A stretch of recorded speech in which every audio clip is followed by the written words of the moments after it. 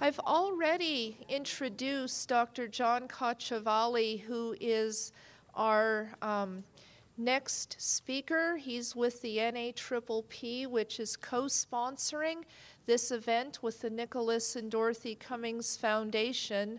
I didn't mention then, but will mention now that Dr. Caccavale was the 2011 recipient of the very prestigious Cummings Psyche Award, which is the premier award in mental health and carries with it a $50,000 scientific prize. Dr. Caccavale received that award because of being on the cutting edge of restoring psychotherapy as the first line intervention in mental health prior to medication or other interventions. And it seems like if there's a place to be on the cutting edge, you'll find Dr. Caccavale there. He's joined the our movement to reform or revamp the family court system, as well as a leader in a movement to reform psychotherapy. So please welcome Dr. John Caccavale.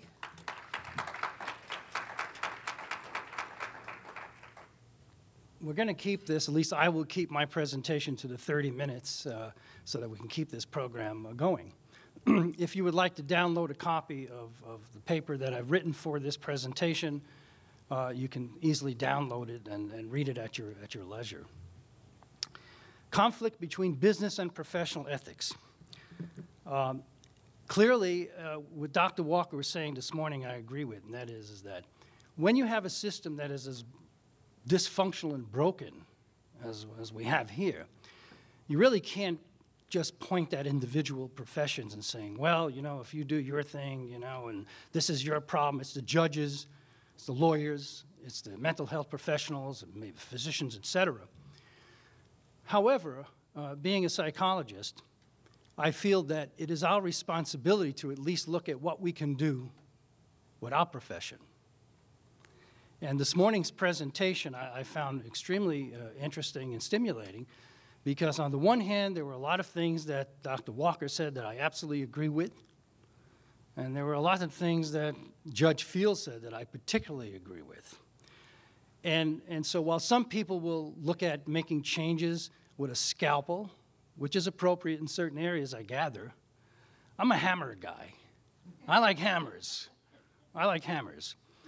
And even though over the last few years I've been more involved with medication issues as a psychopharmacologist, my original training is as a forensic psychologist, and I've done a lot of forensic work, not only because of being a psychologist, but also because of legal training.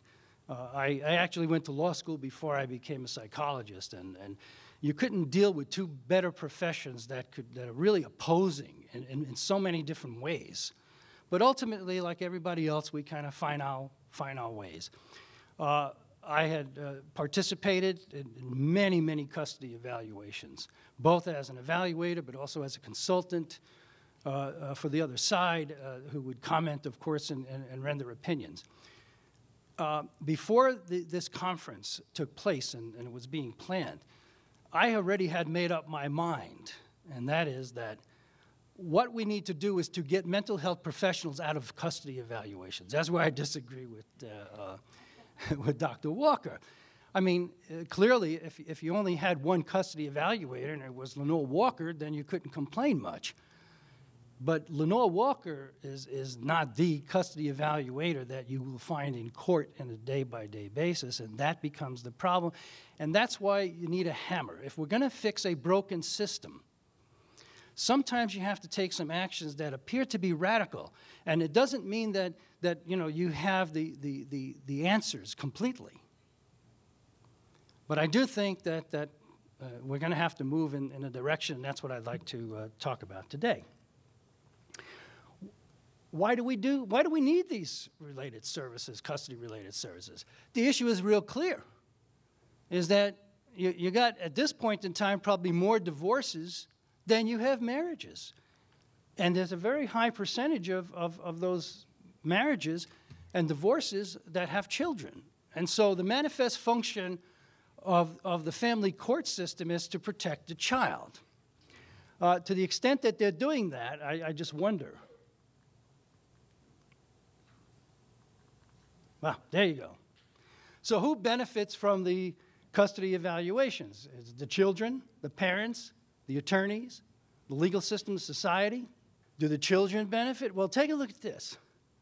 I cut this out of an LA Times ad, and I have actually seen this in almost every city that I've traveled to. And just look at that, okay? Men's right, divorce, paternity. So if we're looking at a broken system, I submit to you, this is one of the problems. What we have is an adversarial system, because that's what the legal system is all about. And unfortunately, the legal system is really, depending upon how you look at it, one step up or one step below, is a product of the political system.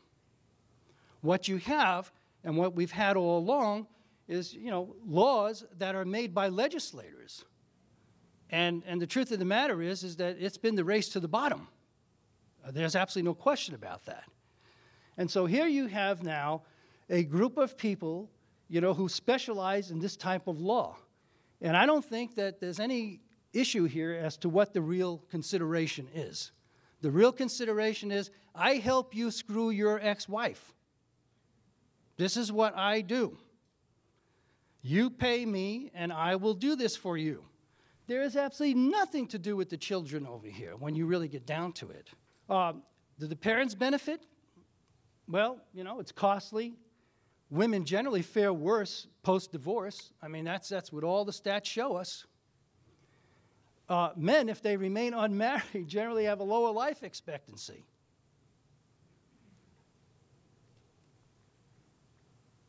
The lawyers.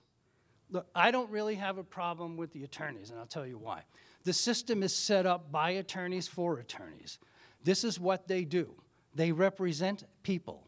People have a right to representation. However, if you have a broken and dysfunctional system, one has to really take a look at whether, in fact, the lawyers are having a field day because they've created an adversarial process. And what do you get from an adversarial process? Billable hours. Billable hours come from an adversarial process. And so, again, if we're looking to see, at least from the legal perspective, what we can do, maybe we should be looking at this particular area. The evaluators. Now, these are us. This is me, this is Lenore, and the rest of you out there. I would like to, of course, make a statement because I know this is going to happen. I am sure all of you out there are very ethical and very good evaluators. I'm not talking about you. I'm talking about the people that you hate and know are bad ones. So don't come up to me and say, hey, I'm not like that. I'm not like, I know you're not already. And so that's the disclaimer. Okay? The evaluations in California, they're called 730 evaluations. I don't really know what they're called in New York and some other, but they generally come under the statute. And here's where I agree with Judge Fields. What business do we have of getting into making recommendations as to what parent should have a child? This is not our training. I have yet to see that anyone is licensed as a forensic psychologist. We're licensed as clinical psychologists. This is what we do. Society.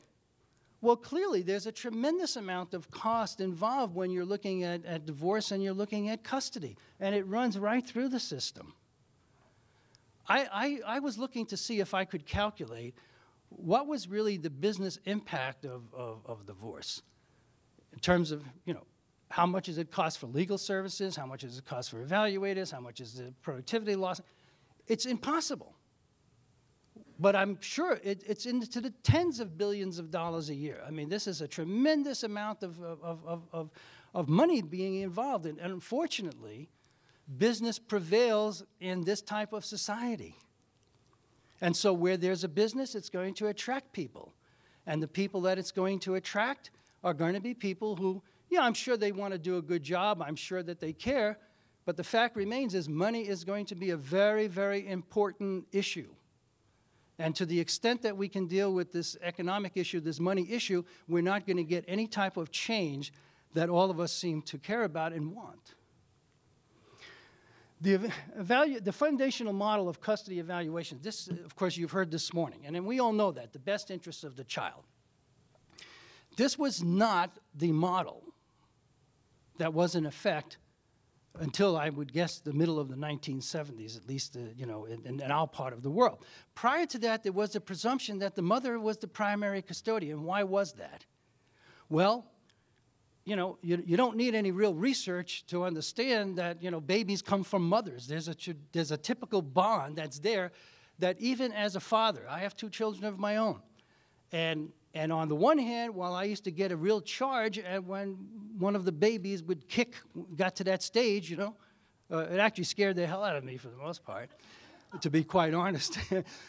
But it was my wife who felt the kick.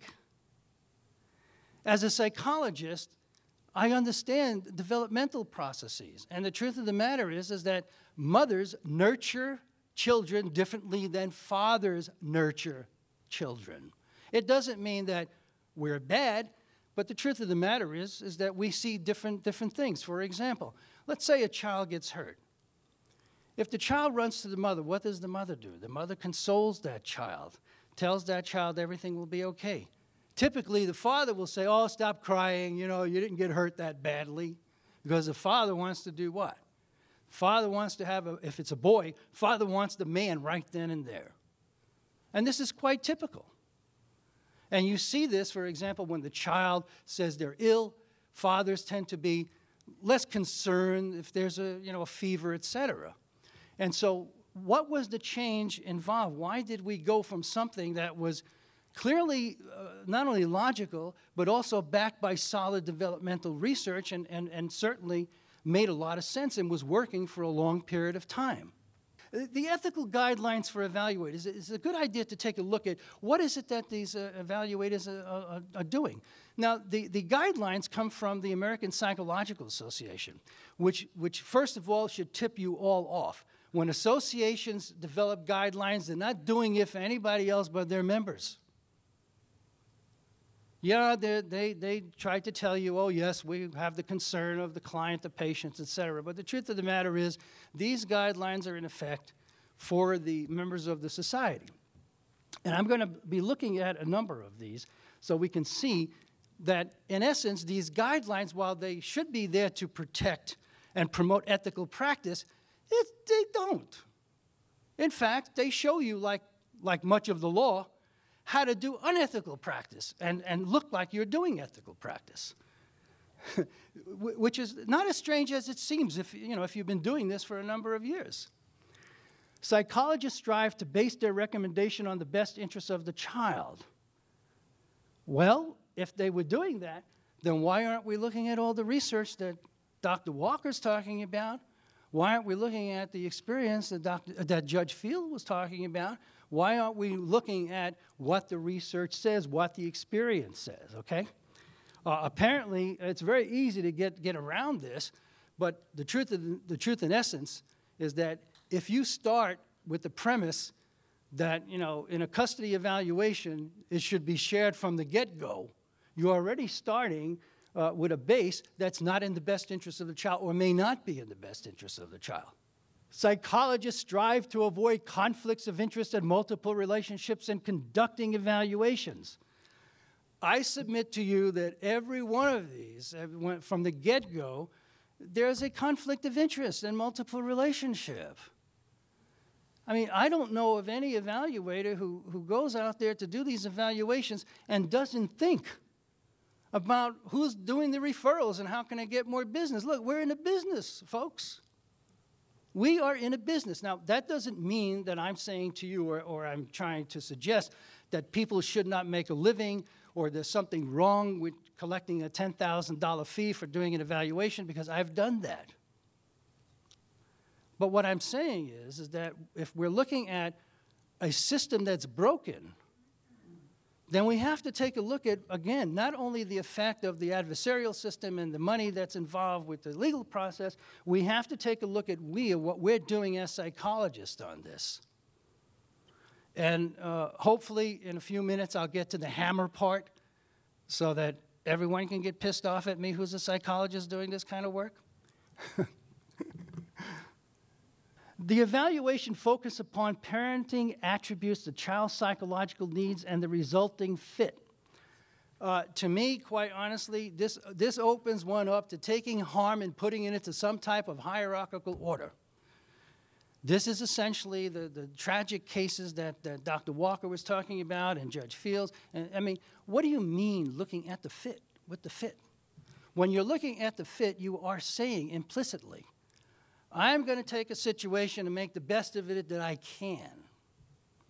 Well, you know, that's why you can have someone who beats the hell out of his wife and go into a system and saying, well, you know, this is a custody issue. He's not beating the child, and award custody. And I'll give you some case examples, very personal case examples that I've worked on. I had a case of a 2-year-old autistic child. The child's father was an internist, and the parents got into divorce proceedings. And they had agreed while the divorce was going on that there would be some, you know, visitations. They you know, trying to be nice with each other, the so-called nice divorce as it starts out. Well, the autistic child at 2 years old was having the difficulties that most autistic children have at that age. They act out a lot, they get violent, they hit themselves, they bite themselves, all those kinds of things. However, when the mother would talk with the father in his weekend visitation, the father would say, there's something wrong with you. He's acting out because of you, because when he's with me, he's calm and he's delightful. When the child would come back to the mother, within a day, the child would start acting out tremendously. When I observed the child, I could see that the child was under some type of medication. And so I advised the mother to, when the child comes back again from the visitation from the father, let's take the child and let's get a blood test, okay? And in fact, the blood test came back positive for Haldol and Catapress. Yes, yes. And so, of course, mom with the attorney goes right into court. The judge, even though the father denied that he was doing anything to the child, the judge said it doesn't matter, he's a physician. It doesn't matter, he's a physician. Not only that, as this progressed, they were able to bring in another set of psychologists who testified under the most unbelievable circumstances that even if the child were given these medications, it was in the child's best interest. Because the child obviously, you know, was acting out and the medications would help. I mean, the gasp that you heard when I said, that child was my grandson. And of course, that was very, very important to me. But again, I had seen so many other children being abused in similar kinds of ways, both by the psychologists, both by the lawyers. Being a psychologist at the time, of course, was much more difficult for me, and certainly as a member of my family. So that's why when it comes to what Judge Fields was talking about, we have to keep psychologists and mental health professionals away from this process. That is not our training, it's not our duty. All we do is muck it up, folks. Psychologists create and maintain professional records in accordance with ethical and legal obligations. I'll tell you, I have seen so many psychologists hide under this. Besides the poor record keeping or none at all, well, I can't give you these records because this is confidential. This is important confidential. APA says I can't give you this testing stuff because it's confidential. Of course it's ridiculous. I mean, but we've seen this, and in fact there have been a number of cases where this had to be litigated. And so it's very easy, you know, to have something like this and get around it. Let me tell you how easy it is to get around it. I had a system of shorthand that only I knew. And in certain records, I would write down this shorthand, and when I was called for deposition, there was no way any of the attorneys or anyone else could tell what I wrote, and they would say, can you translate this for us? And I would translate it according to, what I had written down in my shorthand. But the truth of the matter is that I could have told them anything I wanted to. And I'll say, when it came to protecting the patient and the client at that time, that's what I did. That was my duty. And so, I would interpret my shorthand. So and if that were referred to any licensing board or anywhere else, they wouldn't be able to do anything. So all of this business about, legal records, et cetera, and ethical and legal obligations, it all sounds good, but the truth of the matter is that there's a lot of dubious practice involved strictly with that.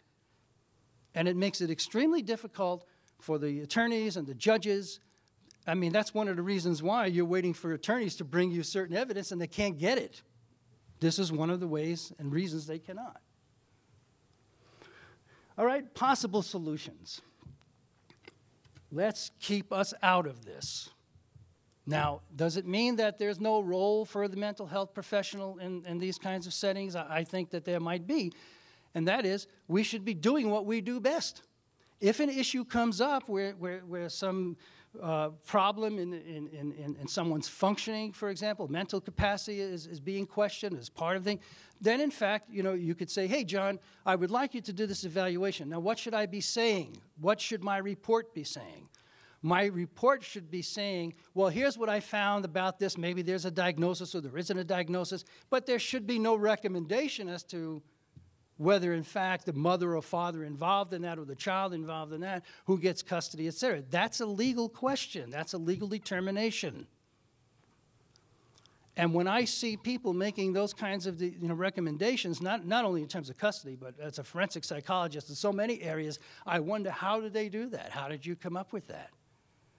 And it just makes me, at this point in my life, feel that we have participated in a system and helping that system to become as broken as it is because we have not taken the stand by saying to judges and attorneys, I'm not capable of making that kind of recommendation. Yes, I'm on key here, okay? I think that we have to do away with these panels. Let's get rid of these panels. If you want to keep the fees down, then I think that there should be state-constituted people where we can pay them. They can be on a sliding scale. They can be used in a number of different capacities, et cetera. I just don't like the private evaluation panels that we have right now. Now, Lenore said this morning, and I agree with her, if you're in Mississippi and you're in Alabama and you're in a number of other places, and because of budgetary problems, they'll try and get the cheapest that they can. However, that's not, I think, a big issue, because if we were able to be in a position to create these types of units inside the court system, then I'm a believer in putting things into the statute. And there are lots of things on what you can do to be putting things into a statute. That includes where you would raise the revenue, what kind of standards that you would have for these evaluators. I mean, there are a number of ways that you can do so where you would not have the problem of cheapening down because of budgetary issues. And we've seen that, for example, in many other areas of the law where their funding is directly tied not to the budgets of the legislators who pass this on a yearly basis, but by funding sources. And so I think that we can create a funding source for the family courts that makes it immune to the kinds of problems that you were talking about this morning, Marjorie, which is, you have Democrats on one side, Republicans on another, and you can't get another judge. Or like in California, where that's not really so much the problem, but the Republicans and the Democrats get together, and if you've given $25,000 to a campaign, then you can get a judgeship. It's probably higher now, but it was $25,000 a few years ago. So that's a major problem. Now, the other thing that I'd like to see are standards. Because of all this discretion and all of the kinds of things that we've been hearing about and seeing and experiencing, look, motivations, talents, intelligence, they're all under the curve. And the truth of the matter is that we have good judges, we have good attorneys, we have good evaluators, we have good psychologists, we have all of these, but you also have a whole lot of bad ones. And there's just too much interpretation. Now, this is not an exhaustive list that I'm saying here, but I think that if by statute, if we turned around and we said, okay, if we have a parent engaging in these kinds of behaviors, then, sorry, this is where the custody has to go. Then we start to get away from some of this kind of balance. And it also makes sense now that if you don't want to take my harsh, radical solution for evaluators, but at least an evaluator would then be able to work against these set of standards. Not so much to give a recommendation of whether, in fact, who should get the custody, but to turn around and see how the psychological condition of the parent, matches with this. Now, again, this is not exhaustive. I just did this, to give you some ideas. I'm sure there are lots of people who can come up with a much longer list and a much better list. But the point is we need to have standards that are incorporated into statutes. And take some of this discretion away, not only discretion from the evaluators, but maybe to some of the judges, too, that have a problem, with coming to some conclusions that are based upon, sound rationale. The truth of the matter is that what we've seen is that women in this system are at a complete disadvantage. And we're seeing that even now being extended to other parts of womanhood. I mean, yesterday in Arizona, which we're here, I'm sorry to say, they introduced a bill into their legislature that an employer, a woman would have to prove to her employer that her birth control pills were not being used not to conceive, but to have wild sex. And if she couldn't do that, then that person can be fired. You have to prove that you're taking birth control for some other health issue. Now, apparently, Arizona is not satisfied with being somewhat close to the West Coast. They want to move down to Mississippi and Alabama and dive headfirst into the earth. Because this is absolutely crazy. I mean, so if you want to take a look at changing a system, we cannot change a legal system. We cannot change the kinds of things that we're talking about because these systems go to legislatures like we have in Arizona, like we have in Pennsylvania, like we have in Louisiana. We should have let these guys succeed a long time ago. We should have never given them civil rights back. And it really is a shame. I'm not trying to be, bombastic about it, but it's a shame. If you take a look at these particular states where become the leaders now for this type of change, they have the worst health for their people, the lowest educational level, intelligence levels are at this end of the scale there. Everything. They make the less money. I mean, why are we letting these people lead us into the ground? But the reason why this is happening is because why? It's part of the political process. And nothing will get fixed, no matter what anyone says over here, unless we figure out a way to get some decent people into these legislators. If we don't do that, we're not going to fix this system. And that's really the solution when you get down to it. I mean, yeah, we can do some of the surgery that we're talking about or some of the hammer, but we will not, until we can get laws that reflect sanity, reflect good research and good practice and experience, until we can have standards, who sits on the bench, who does evaluations, who participates in this process, and avoid this stupidity of having men make the kinds of decisions. I mean, the case that I'm talking about, the judge that was adjudicating this case of my daughter was getting divorced to a woman that he said was mentally ill. Now, how many women coming before that judge was going to have a chance here? Not many. It's just not going to happen.